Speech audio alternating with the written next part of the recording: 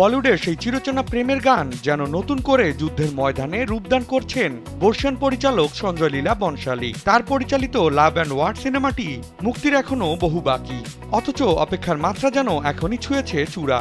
আলিয়া ভাট, রণবীর কাপুর আর ভিকি কৌশলের মতো ৩ তারকাকে এক ফ্রেমে একত্রিত করার খবরই ছিল যথেষ্ট।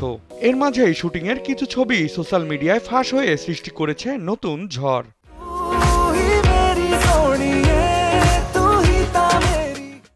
বিশেষ করে আলিয়ার রেট্রো সাজ আর রণবীরের পুরোপুরি নতুন অবতার দেখে নেটিজেনদের কৌতূহল যেন আরও বেড়েছে।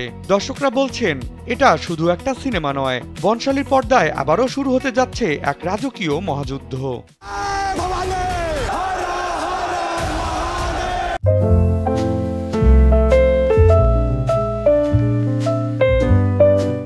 ভারতীয় গণমাধ্যম সূত্রে জানা যায়, সম্প্রতি সোশ্যাল হ্যান্ডেল আইফার ইনস্টাগ্রাম থেকে শেয়ার করা বেশ কিছু ছবিতে দেখা যায় শুটিংয়ের ফাঁকে দৃশ্যের মহড়া দিচ্ছেন রণবীর ও আলিয়া। পাশেই দাঁড়িয়ে করার নির্দেশনায় ব্যস্ত পরিচালক বনশালী।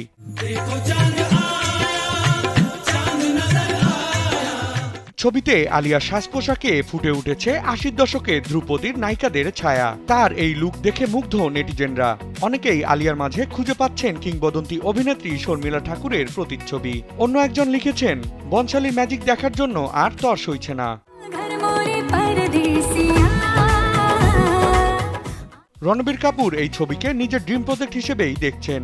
এক সাক্ষাৎকারে তিনি জানিয়েছেন, বনশালীর সেটে কাজ করা শারীরিকভাবে ক্লান্তিকর হলেও শিল্পী হিসেবে তা পরম তৃপ্তির। রোজ রাত কো ইজ্জত বেচতি হ্যায়, সালি খতম হিচ নেই হতি। আসন্ন এই সিনেমায় রণবীর, আলিয়া ও ভিকি কৌশলের পাশাপাশি অভিনয় করছেন বোমান ইরানি, তুষার কাপুর, ভাগ্যশ্রী পটবর্ধন, মুরলী শর্মা সহ অনেকে। সবকিছু ঠিকঠাক থাকলে আগামী 2026 সালের 14 আগস্ট সিনেমাটি মুক্তি পাবে। বিনোদন ডেস্ক, কালবেলা।